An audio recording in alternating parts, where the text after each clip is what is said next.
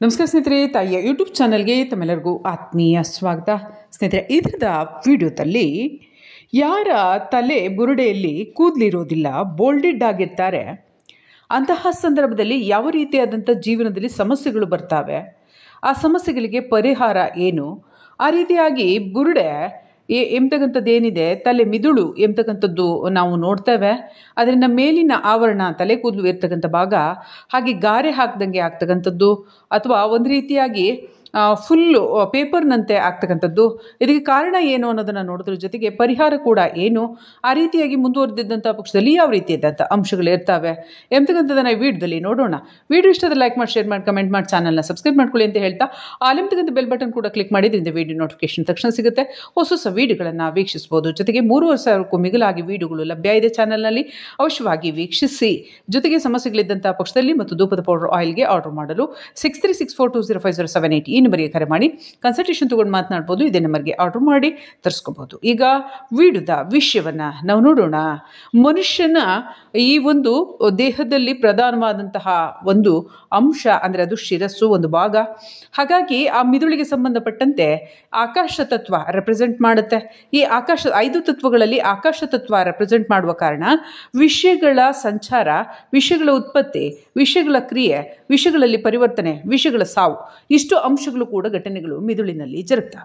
ಇದರ ಅನುಸಾರವಾಗಿ ಆ ದೇಹ ಅಂದರೆ ಮನುಷ್ಯ ದೇಹ ಚಲಾವಣೆಯಲ್ಲಿ ಇರ್ತಕ್ಕಂಥದ್ದು, ಬದುಕಿರ್ತಕ್ಕಂಥದ್ದು, ಕಾರ್ಯವನ್ನು ಮಾಡ್ತಕ್ಕಂಥದ್ದು, ಆ ಅನಾರೋಗ್ಯ ಸಮಸ್ಯೆಗಳಿಗೆ ತುತ್ತಾಗ್ತಕ್ಕಂಥದ್ದು, ಜೀವನದ ಸಮಸ್ಯೆಗಳಿಗೆ ತುತ್ತಾಗ್ತಕ್ಕಂಥದ್ದು, ಅಥವಾ ಇನ್ನಿತರ ಸಮಸ್ಯೆಗಳಿಗೆ ಅದು ಹೊಣೆಯಾಗ್ತಕ್ಕಂಥದ್ದು, ಅದು ಭಾರವಾಗ್ತಕ್ಕಂಥದ್ದು, ಏನೋ ಒಂದು ಘಟನೆಗಳು ನಡೀತಕ್ಕಂಥದ್ದು ಇರುತ್ತೆ. ಯಾವ ಆಚಾರ ನಡೀಲಿ, ಅನಾಚಾರ ನಡೀಲಿ, ಯಾವ ಘಟನೆ ನಡೀಲಿ, ಯಾವುದೇ ಅಘಟನೆ ನಡೀಲಿ, ವಿಘಟನೆ ನಡೀಲಿ, ಅದಕ್ಕೆಲ್ಲ ಕಾರಣ ಮಿದುಳಿನಲ್ಲಿ ಬರ್ತಕ್ಕಂಥ ವಿಷಯಗಳ ಉತ್ಪನ್ನತೆ. ಅದರಲ್ಲಿ ಸಕಾರಾತ್ಮಕ ವಿಷಯಗಳಾಗಿರ್ಬೋದು, ನಕಾರಾತ್ಮಕ ವಿಷಯಗಳಾಗಿರ್ಬೋದು. ಈ ಸಂದರ್ಭದಲ್ಲಿ ಗಮನಿಸಿ, ಯೌವನದಲ್ಲಿ ಇರ್ತಕ್ಕಂಥದ್ದಕ್ಕೆ ಮುಂಚೆ ಬಾಲ್ಯದಲ್ಲಿ ನೀವು ತಗೊಂಡಂಥ ಪಕ್ಷದಲ್ಲಿ ಎಲ್ಲರ ತಲೆಬುರುಡೆಯಲ್ಲೂ ಕೂಡ ಸಾಮಾನ್ಯವಾಗಿ ಹೆಚ್ಚು ಪ್ರಮಾಣದ ತಲೆ ಕೂದಲು ಇರ್ತಕ್ಕಂಥದ್ದನ್ನು ನಾವು ನೋಡ್ತೇವೆ. ಅಂದರೆ ಅದು ಬೆಳೀತಕ್ಕಂಥ ದೇಹ, ಆ ಕಾರಣದಿಂದ ಆ ದೇಹದಲ್ಲಿ ದಷ್ಟಪುಷ್ಟತೆ ಇರುತ್ತೆ ಮತ್ತು ಇಮ್ಯುನಿಟಿ ಪವರ್ ಇರುತ್ತೆ. ಹಾಗೆ ಈ ಒಂದು ನ್ಯೂಟ್ರಿಷನ್ ಎಂಬತಕ್ಕಂಥದ್ದು ಏನಿದೆ ಅದು ಬೆಳೆಯುವ ಕಾರಣದಿಂದ ಹೆಚ್ಚಾಗಿರುತ್ತೆ. ಅದರಿಂದಾಗಿ ತಲೆ ಕೂದಲು ಸ್ವಸ್ಥ ಮತ್ತು ಆರೋಗ್ಯಪೂರ್ಣವಾಗಿರುತ್ತೆ ಎಂಬುದನ್ನು ನೀವು ಕೇಳಿದ್ದೀರಿ. ಜೊತೆಗೆ ಇನ್ನೊಂದು ಅಂಶವನ್ನು ಕೂಡ ಗಮನಿಸಬೇಕು. ಈ ಅಂಶವು ಸತ್ಯವಾದಂತಹ ಪಕ್ಷದಲ್ಲೂ ಕೂಡ, ಜೊತೆಗೆ ಮಕ್ಕಳಿದ್ದಂತಹ ಸಂದರ್ಭದಲ್ಲಿ ಆ ಮಕ್ಕಳಿಗೆ ಸ್ವಯಂ ನಿರ್ಧಾರವನ್ನು ತೆಗೆದುಕೊಳ್ತಕ್ಕಂತಹ ಸಾಮರ್ಥ್ಯ ಇರೋದಿಲ್ಲ, ಶಕ್ತಿ ಇರೋದಿಲ್ಲ, ಅವಕಾಶ ಇರೋದಿಲ್ಲ. ಅವು ಮಕ್ಕಳು ತಂದೆ ತಾಯಿಯ ಪಾಲನೆ ಪೋಷಣೆಯಲ್ಲಿ ಅಥವಾ ಪೋಷಕರ ಪಾಲನೆ ಪೋಷಣೆಯಲ್ಲಿ ಇರ್ತಕ್ಕಂಥದ್ದು, ಹಣಕಾಸಿನ ವ್ಯವಹಾರ ಆಗಲಿ, ಯಾವುದೇ ರೀತಿಯಾದಂತಹ ನೌಕರಿ ಆಗಲಿ, ಜವಾಬ್ದಾರಿ ಆಗಲಿ, ಬಿಸ್ನೆಸ್ ಆಗಲಿ, ಕಲೆ ಚಟುವಟಿಕೆ ಇತ್ಯಾದಿ ಯಾವುದೇ ವಿಭಾಗದಲ್ಲಾಗಲಿ ತಾನು ಕಾರ್ಯವನ್ನು ಮಾಡಬೇಕು, ಅದರಲ್ಲಿ ಯಶಸ್ಸನ್ನು ಸಾಧಿಸಬೇಕು, ನಾನು ಅದನ್ನು ಮಾಡಬೇಕು, ಫೇಲ್ಯೂರ್ ಆದರೆ ಹೀಗೆ, ಪಾಸ್ ಆದರೆ ಹೀಗೆ, ಯಶಸ್ಸಾದರೆ ಹೀಗೆ, ಪ್ರಶಸ್ತಿ ಈ ರೀತಿಯಾದಂಥ ಯಾವ ವಿಚಾರಗಳು ಕೂಡ ಇರೋದಿಲ್ಲ. ವಿಚಾರ ಶೂನ್ಯದಲ್ಲಿ ಆ ಜೀವ ಸಮೃದ್ಧವಾಗಿ ಬೆಳೀತಾ ಇರುತ್ತೆ. ಅದರಿಂದಾಗಿ ಆ ಒಂದು ತಲೆಯಲ್ಲಿ ಇರ್ತಕ್ಕಂಥ ಕೂದಲಿನ ಸ್ಥಿತಿಯನ್ನು ನಾವು ನೋಡ್ತೇವೆ. ಇದರ ಅರ್ಥ ಅನ್ಯ ಲೋಕಗಳು ಏನೇನು ಕನೆಕ್ಟಿವಿಟಿ ಇರುತ್ತೆ ಅದೆಲ್ಲ ಕನೆಕ್ಟಿವಿಟಿ ಇರುತ್ತೆ. ಅದರಿಂದಾಗಿ ವಿಷಯಗಳು ಅಷ್ಟರ ಮಟ್ಟಿಗೆ ಆ ದೇಹವನ್ನು ಬಾಧಿಸೋದಿಲ್ಲ, ಜೀವವನ್ನು ಬಾಧಿಸೋದಿಲ್ಲ. ಅದೇ ದೇಹ ಬೆಳೆದು ದೊಡ್ಡವರಾದಂಥ ಸಂದರ್ಭದಲ್ಲಿ ನಾನು ಮೊದಲೇ ಹೇಳಿದಂತೆ ವಿದ್ಯಾಭ್ಯಾಸ, ವ್ಯವಹಾರ, ಚಟುವಟಿಕೆ, ಆ ವಿಚಾರ, ಈ ವಿಚಾರ ಇವೆಲ್ಲವೂ ಕೂಡ ಉತ್ಪನ್ನ ಆಗ್ತವೆ. ಮೊದಲೇ ಯಾರು ಕೂಡ ಹಾನಿಕಾರಕ ಕಾರ್ಯಗಳನ್ನು ಮಾಡೋದಿಲ್ಲ. ಬೆಳೆದಂತೆ ವಿಷಯಗಳು ಬೆಳೆದಂತೆ, ಘಟನೆಗಳು ಆದಂತೆ ಒಳ್ಳೆಯವರು ಕೆಟ್ಟವರಾಗ್ತಾರೆ, ಕೆಟ್ಟವರು ಒಳ್ಳೆಯವರಾಗ್ತಾರೆ. ಹಾಗೆ ಒಳ್ಳೆ ಮನುಷ್ಯ ಕೂಡ ಕೆಟ್ಟವರಾಗ್ತಕ್ಕಂಥ ಉದಾಹರಣೆಗಳನ್ನು ನಾವು ನೋಡ್ತೇವೆ. ಯಾಕೆ ಪರಿಸ್ಥಿತಿಗಳು ನಿರ್ಮಾಣ ಆಗ್ತವೆ, ಆಯ್ಕೆಯನ್ನು ಮಾಡ್ಕೋತಾವೆ. ಅದಕ್ಕೆ ಕಾರಣ ಯಾವುದು? ಮಿದುಳು. ಆ ಮಿದುಳಿನಲ್ಲಿ ಯಾವಾಗ ತಲೆ ಕೂದಲು ಎಂಬತಕ್ಕಂಥದ್ದು ಉದಿರಲು ಪ್ರಾರಂಭ ಆಗುತ್ತೆ, ಗಮನಿಸಿ, ಅಂತಹ ಸಂದರ್ಭದಲ್ಲಿ ಆ ಸ್ವಯಂ ಒಂದೇ ಜೀವ ಕಾರ್ಯವನ್ನು ಮಾಡದೆ ಬೇರೆ ಬೇರೆ ಜೀವಗಳ ಪ್ರಭಾವಕ್ಕೆ, ಅದಕ್ಕೆ ದೂಷಿತ ವಾತಾವರಣ ಅಂತ ಕರೆದ್ರೂ ಕೂಡ ಹೌದು. ಪರಿಸರದಲ್ಲಿ ಮೇಲ್ಮುಖವಾಗಿ ಪ್ರಾಕೃತಿಕವಾಗಿ ಆಗ್ತಕ್ಕಂಥ ಧೂಳಿನ ವಾತಾವರಣ, ಈ ಧೂಳು ಪ್ರಾಕೃತಿಕವಾಗಿ ಆಗ್ತಕ್ಕಂಥದ್ದು ಅಥವಾ ಬೇರೆ ಯಾವುದಾದ್ರೂ ಔಷಧಿ ಸಿಂಪಡಣೆಯ ಕಾರಣದಿಂದ ಅಥವಾ ತಲೆ ಕೂದಲಿಗೆ ಯಾವುದೋ ಶಾಂಪೂ, ಸೋಪು ಇತ್ಯಾದಿ ರಾಸಾಯನಿಕ ಬಳಸುವ ಕಾರಣದಿಂದ ಅದು ಉದುರು ಹೋದರೆ ಇದು ಸಹಜವಾಗಿ ಉದುರೋಗಿರ್ತಕ್ಕಂಥದ್ದಾಗಿರುತ್ತೆ. ಆದರೆ ಆ ರೀತಿ ನಾನು ಹೇಳಿದಂಥ ಈಗ ಯಾವುದೇ ಪ್ರಾಕೃತಿಕವಾಗಿ ಲಭ್ಯವಾಗ್ತಕ್ಕಂಥ ಹಾನಿಕಾರಕ ಕಾರ್ಯಗಳು ಜೀವಕ್ಕೆ ಜರುಗಿಲ್ಲ. ಬದಲಿಗೆ ಎಲ್ಲ ರೀತಿಯಲ್ಲಿ ಸಕ್ಷಮ ಇದೆ, ಸಕಾರಾತ್ಮಕತೆ ಇದೆ. ಈ ರೀತಿ ಇದ್ದಂತಹ ಸಂದರ್ಭದಲ್ಲೂ ಕೂಡ ಆಹಾರದ ಒಂದು ಸೇವನೆಯ ಮೂಲಕ ಅಥವಾ ಯಾವುದೋ ರೂಪದ ಪಾನೀಯಗಳನ್ನು ಸೇವನೆ ಮೂಲಕ ಕೂಡ ಆ ಜೀವಕ್ಕೆ ಹಾನಿಯಾದಂಥ ಸಂದರ್ಭದಲ್ಲೂ ಕೂಡ ಇದು ಪ್ರಾಕೃತಿಕ. ಬದಲಿಗೆ ಆಹಾರ ಸೇವನೆ ಚೆನ್ನಾಗಿದೆ, ಮೇಲ್ಮಟ್ಟದ ಪ್ರಾಕೃತಿಕ ಜೀವನ ಕೂಡ ಚೆನ್ನಾಗಿದೆ, ಆದರೂ ಕೂಡ ತಲೆ ಕೂದಲು ಉದುರುತ್ತಾವೆ, ಆ ಬುರುಡೆ ಕಾಣಿಸ್ಕೊಳ್ತಕ್ಕಂಥದ್ದಿರುತ್ತೆ. ಅಂದರೆ ದೇಹದಲ್ಲಿ ನೆಗೆಟಿವಿಟಿ ಹಾವಳಿ ಒಂದು ಪ್ರಭಾವವನ್ನು ಬೀರಿದೆ.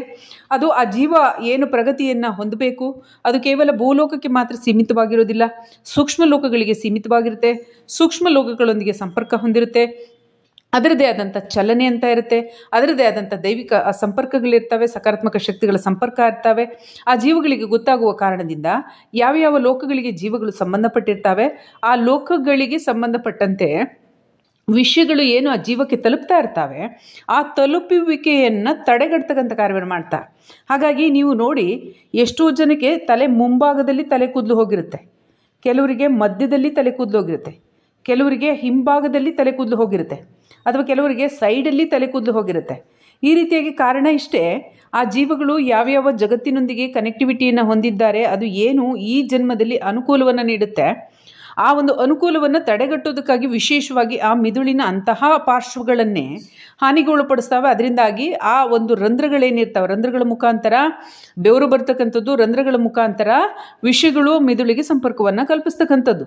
ಆ ಒಂದು ರಂಧ್ರಗಳನ್ನು ಬಂದ್ ಮಾಡ್ತವೆ. ಅದರಿಂದ ಕೂದಲು ಉದುರೋಗಿದ್ರೆ ಮತ್ತಲ್ಲಿ ಕೂದಲು ಬೆಳೆಯೋದಿಲ್ಲ. ಅಂದರೆ ಈ ಒಂದು ಆಂಟೆನಾ, ತಲೆ ಕೂದಲೇನಿದೆ ಆಂಟೆನಾ, ಅದು ಅನ್ಯ ಲೋಕಗಳತ್ತ ಏನು ಸಂಪರ್ಕವನ್ನು ಹೊಂದಿರುತ್ತೆ ಆ ಸಂಪರ್ಕ ಕಡಿತಗೊಳ್ಳುತ್ತೆ. ಆ ಕಡಿತಗೊಂಡಂತಹ ಸಂದರ್ಭದಲ್ಲಿ ಮನುಷ್ಯನಿಗೆ ಆ ಜೀವಕ್ಕೆ ಸಂಬಂಧಪಟ್ಟಂಥ ಲೋಕದ ಸಕಾರಾತ್ಮಕ ಶಕ್ತಿಗಳ ವಿಷಯಗಳು, ಸಂಪರ್ಕಗಳು ಅದಕ್ಕೆ ಜೀವಕ್ಕೆ ಲಭ್ಯ ಆಗೋದಿಲ್ಲ, ಮನುಷ್ಯನಿಗೆ ಲಭ್ಯ ಆಗೋದಿಲ್ಲ. ಅನ್ಯ ಲೋಕಗಳತ್ತ ಕನೆಕ್ಟಿವಿಟಿ ನಷ್ಟವಾಗುವ ಕಾರಣದಿಂದ ಜೀವವನ್ನು ಭೂಲೋಕದಲ್ಲಿ ಬಂಧಿಸ್ತಕ್ಕಂಥ ಕಾರ್ಯಗಳು ನಡೀತಾ. ಹೀಗೆ ಹಲವು ಜನರ ಮಿದುಳು, ಬುರುಡೆ, ಲೋಕ, ಸಂಪರ್ಕ, ಜೀವಗಳ ಕಾರ್ಯ, ಅವುಗಳಿಗಾಗ್ತಕ್ಕಂಥ ನಷ್ಟ ಇದನ್ನು ಗಮನಿಸ್ಬೋದು.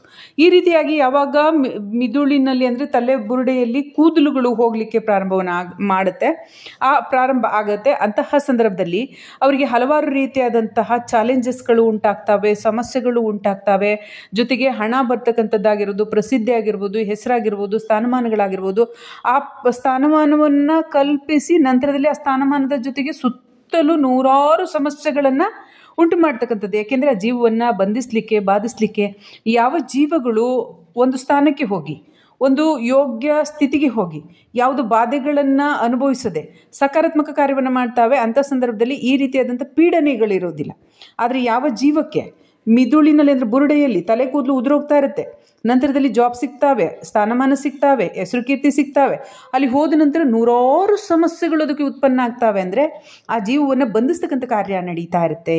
ಹಾಗಾಗಿ ಯಾರ ತಲೆ ಬುರುಡೆಯಲ್ಲಿ ಕೂದಲುಗಳು ಉದುರೋಗಿರ್ತವೆ ಅಂಥ ಸಂದರ್ಭದಲ್ಲಿ ಆ ಜಾಗಗಳನ್ನು ಮಸಾಜ್ ಮಾಡ್ತಕ್ಕಂಥದ್ದು, ಮತ್ತು ನಿಮ್ಮ ಲೋಕಗಳಿಗೆ ಸಂಬಂಧಪಟ್ಟಂತೆ ವಿಷಯಗಳನ್ನು ಆಕಾಶ ತತ್ವದ ಮೂಲಕ ವಿಷಯಗಳನ್ನು ಸ್ವೀಕರಿಸಲು ಆ ಒಂದು ವೇದಿಕೆಯನ್ನು ಸಜ್ಜುಗೊಳಿಸ್ತಕ್ಕಂಥ ಕಾರ್ಯವನ್ನು ಮಾಡಬೇಕು. ಯಾರಿಗೆ ಈ ರೀತಿಯಾಗಿ ಪುನಃ ಅದಕ್ಕೆ ಒಂದು ನಾವೇನು ಕರಿತೇವೆ ಹೇರ್ ಪ್ಲಾಂಟೇಷನ್ ಅಂತ ಕೂಡ ಕರಿತೇವೆ.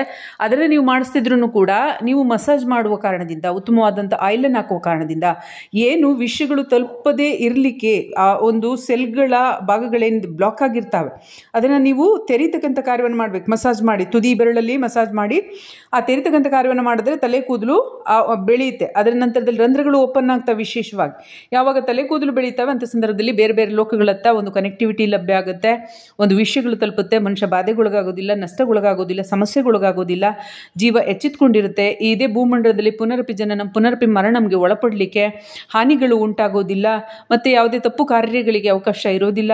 ಈ ರೀತಿಯಾಗಿ ತನ್ನನ್ನು ತಾನು ಸಂರಕ್ಷಿಸ್ಕೋಬೋದು. ಇದೇನೋ ಒಂಥರ ವಿಚಿತ್ರ ಮತ್ತು ವಿಶೇಷ ಅಂತ ಅನಿಸಿದ್ರು ಕೂಡ ಇದೇ ಸತ್ಯ. ಏಕೆಂದರೆ ದೇಹಕ್ಕೆ ನೀವು ಸಂಬಂಧಪಟ್ಟಂತೆ 5 ತತ್ವಗಳನ್ನು ನಾವು ಗಮನಿಸ್ತೇವೆ. ಪಾದದಲ್ಲಿ ನಡೆಯುವಾಗ ಭೂತತ್ವ ಸ್ಪರ್ಶದಿಂದ ಭೂಮಿ ಮೇಲೆ ಇನ್ನೂ ಕೂಡ ಒಂದು ಆಯಸ್ಸಿದೆ ಅಂತ ಲೆಕ್ಕ ಹಾಕ್ತೇವೆ. ದೇಹದಲ್ಲಿ ನೀರು ಇರುವವರೆಗೆ ಜೀವಿತವಾಗಿದೆ, ಕಾರ್ಯವನ್ನು ಮಾಡ್ತಾ ಇದ್ದೇವೆ ಅಂತ ಹೇಳ್ತೇವೆ. ದೇಹದಲ್ಲಿ ಅಗ್ನಿತತ್ವ ಇರುವವರೆಗೆ ಆ ದೇಹ ಜೀವಿತವಾಗಿದೆ, ಕಾರ್ಯವನ್ನು ಮಾಡ್ತಾ ಇದೆ, ಜೀರ್ಣಾಂಗ ಕ್ರಿಯೆಯನ್ನು ನಡೆಸ್ತಾ ಇದೆ ಅಂತ ನಾವು ಹೇಳ್ತೇವೆ. ವಾಯು ಸೇವನೆಯನ್ನು ಮಾಡುವವರೆಗೆ ವಾಯುತತ್ವಕ್ಕೆ ಸಂಬಂಧಪಟ್ಟಂತೆ ಆ ಜೀವ ಇನ್ನು ಬದುಕಿದೆ, ಕಾರ್ಯವನ್ನು ಮಾಡ್ತಾ ಇದೆ, ಜೀವ ದೇಹ ಬಿಟ್ಟು ಹೋಗಿಲ್ಲ, ಜೀವ ಇದೆ ಅಂತ ನಾವು ಹೇಳ್ತೇವೆ. ಹಾಗೆ ಆಕಾಶ ತತ್ವಕ್ಕೆ ಸಂಬಂಧಪಟ್ಟಂತೆ ವಿಷಯಗಳ ಸೇವನೆಯನ್ನು ಮಾಡ್ತಾ ಇದ್ರೆ ಆ ಜೀವ ಬದುಕಿದೆ ಅಂತ ಅರ್ಥ. ಯಾವಾಗ ಬೆಡ್ ರಿಡನ್ ಆಗಿರ್ತಾರೆ, ಪ್ರಕಾರ ಅವರಿಗೆ ಆಕಾಶ ತತ್ವ ಅನುಕೂಲ ನೀಡ್ತಾ ಇರೋದಿಲ್ಲ, ಅನುಕೂಲ ಲಭ್ಯ ಆಗ್ತಾ ಇರೋದಿಲ್ಲ. ಆ ಕಾರಣದಿಂದ ಜೀವಗಳು ಕಾರ್ಯವನ್ನು ಮಾಡಲಿಕ್ಕೆ ಆಗೋದಿಲ್ಲ. ಉಳಿದಂಥ 4 ತತ್ವಗಳು ಕಾರ್ಯವನ್ನು ಮಾಡಿದ್ರು ಆಕಾಶ ತತ್ವ ಕಾರ್ಯ ಮಾಡದಿದ್ದಾಗ ಜೀವಕ್ಕೆ ಇಲ್ಲಿ ನಡೆದಾಡಲಿಕ್ಕೆ ಕಾರ್ಯವನ್ನು ಮಾಡಲಿಕ್ಕೆ ಆಗೋದಿಲ್ಲ. ಅದಕ್ಕೆ ಅಂತವರು ಬೆಡ್ ರಿಡನ್ ಆಗ್ತಕ್ಕಂಥದ್ದಿರುತ್ತೆ. ಹಾಗಾಗಿ ಯಾವಾಗ ಆಕಾಶ ತತ್ವ ಚೆನ್ನಾಗಿ ಕಾರ್ಯ ಮಾಡುತ್ತೆ ಆಗ ಜೀವ ಯಾವುದೇ ಭಯ ಆತಂಕಗಳಿಲ್ಲದೆ, ಬಾಧೆಗಳಿಲ್ಲದೆ, ದುಃಖ ದುಮ್ಮಾನಗಳಿಲ್ಲದೆ, ಕಷ್ಟ ಕಾರ್ಪಣ್ಯಗಳಿಲ್ಲದೆ ಆ ಜೀವನವನ್ನು ಸಾಗಿಸಲಿಕ್ಕೆ ದಾರಿಯಾಗುತ್ತೆ. ಒಂದು ವೇಳೆ ಕಷ್ಟಗಳು ಬಂದಂತಹ ಪಕ್ಷದಲ್ಲೂ ಕೂಡ ಅದು ಚಾಲೆಂಜಸ್ ಆಗಿ ಸ್ವೀಕರಿಸಿ ಅದರಲ್ಲಿ ಗೆದ್ದು ಮುಂದೆ ಸಕಾರಾತ್ಮಕವಾಗಿ ಮುನ್ನಡೆತಕ್ಕಂಥ ಕಾರ್ಯವನ್ನು ಮಾಡುತ್ತೆ. ಹಾಗಾಗಿ ಬುರುಡೆಯಲ್ಲಿ ತಲೆ ಕೂದಲುಗಳು ಹೋಗಿದ್ದಂಥ ಸಂದರ್ಭದಲ್ಲಿ ಹಾನಿಕಾರಕ ಸ್ಥಿತಿಯಲ್ಲಿದ್ದೇವೆ, ಆ ರೀತಿ ಬರೋದಿಲ್ಲ ಅಂದರೆ ಭಗವಂತನಲ್ಲಿ ಶರಣಾಗ್ತಕ್ಕಂಥದ್ದು, ಪೂಜೆ ಕೈಕರ್ಯಗಳನ್ನು ಮಾಡ್ತಕ್ಕಂಥದ್ದು, ಜೀವಕ್ಕೆ ಪ್ರಬಲತೆಯನ್ನು ತುಂಬಿಕೊಳ್ತಕ್ಕಂಥದ್ದು, ಜೀವಕ್ಕೆ ಸಕಾರಾತ್ಮಕತೆಯನ್ನು ಹೆಚ್ಚಿಸಿಕೊಳ್ತಕ್ಕಂಥದ್ದು, ಜೀವ ಸಂಕಷ್ಟಕ್ಕೆ ಯಾವುದೇ ರೂಪದಲ್ಲಿ ತಲುಪದಂತೆ ಅದನ್ನು ಪ್ರೊಟೆಕ್ಟ್ ಮಾಡ್ತಕ್ಕಂಥ ಕಾರ್ಯವನ್ನು ಮಾಡಿದ್ರೆ ಜೀವಗಳು ಯಶಸ್ಸಾಗ್ತವೆ. ದೈವಬಲ ಗುರುಬಲ ಅವಶ್ಯವಾಗಿ ಇರಬೇಕು ಅಂತ ಸಂದರ್ಭದಲ್ಲಿ ಕೂಡ ತಮ್ಮನ್ನು ತಾವು ಪ್ರೊಟೆಕ್ಟ್ ಮಾಡ್ಕೋಬಹುದು ಅಂತ ಹೇಳ್ತಾ ಈ ವಿಡಿಯೋನ ಮುಗಿಸ್ತಾ ಇದ್ದೀನಿ. ಮುಂದಿನ ವಿಡಿಯೋದಲ್ಲಿ ಭೇಟಿ ಆಗೋಣ.